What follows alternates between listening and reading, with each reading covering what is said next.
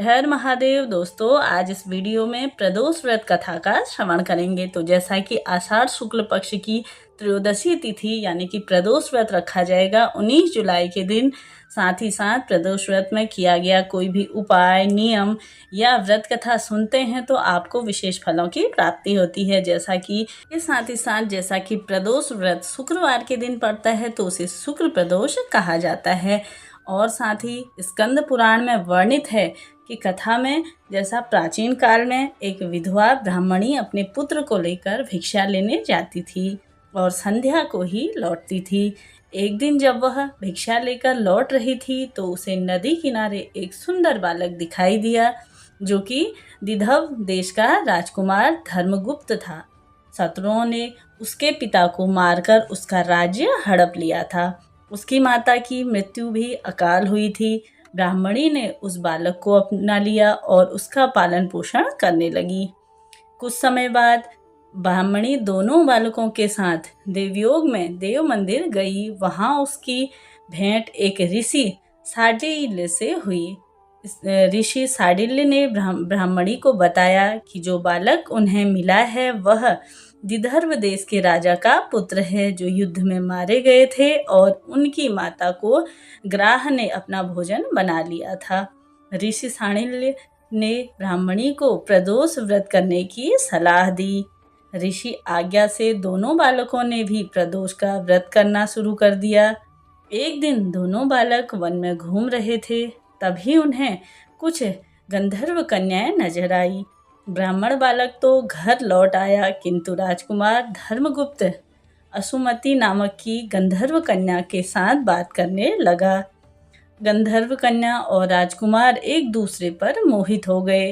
कन्या ने विवाह हेतु राजकुमार को अपने पिता से मिलवाने के लिए बुलाया। दूसरे दिन वह पुनः गंधर्व कन्या से मिलने आया तो गंधर्व कन्या के पिता ने बताया कि वह विदर्भ देश का राजकुमार है। भगवान शिव की आज्ञा से गंधर्वराज ने अपनी पुत्री का विवाह राजकुमार धर्मगुप्त से करवा दिया। इसके बाद राजकुमार धर्मगुप्त ने गंधर्व सेना की सहायता से विदर्भ देश पर पुनः आधिपत्य प्राप्त कर लिया। यह सब ब्राह्मणी और राजकुमार धर्मगुप्त के प्रदोष व्रत करने का फल था।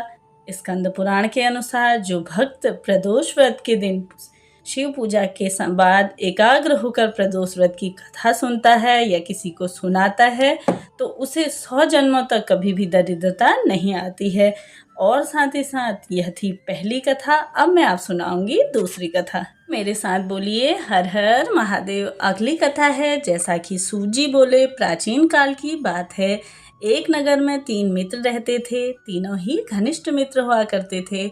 उसमें एक राजा का बेटा, दूसरा ब्राह्मण का और तीसरा सेठ का पुत्र था। राजकुमार व ब्राह्मण पुत्र का विवाह हो चुका था। सेठ पुत्र का विवाह के बाद गौना हुआ। एक दिन तीनों मित्र आपस में स्त्रियों की चर्चा कर रहे थे। ब्राह्मण पुत्र ने नारियों की प्रशंसा करते हुए कहा, नारीहीन घर भूतों का डेरा होता है। सेठ पुत्र ने यह वचन सुनकर अपनी पत्नी लाने का तुरंत निश्चय किया। सेठ पुत्र अपने घर गया और अपने माता पिता को अपना निश्चय बताया। तब उन्होंने बेटे से कहा कि शुक्र देवता डूबे हुए हैं। इन दिनों बहू बेटियों को उनके घर से विदा नहीं कराना चाहिए, वह शुभ नहीं होता है। अतः शुक्रोदय के बाद तुम अपनी पत्नी को विदा कर लाना। सेठ पुत्र अपनी जिद से टस से मस नहीं हुआ और अपनी ससुराल पहुंच गया। सास ससुर को इनके इरादे पता चल गए। उन्होंने उसको समझाने की बहुत कोशिश की पर वह नहीं माना। अतः उन्हें विवश होकर अपनी कन्या को विदा करना पड़ा। ससुराल से विदा होकर पति पत्नी नगर के बाहर पहुंचे ही थे कि उनकी बैलगाड़ी का पहिया टूट गया और एक बैल की टांग भी टूट गई। पत्नी को भी काफ़ी चोट आई। सेठ पुत्र ने आगे चलने का प्रयत्न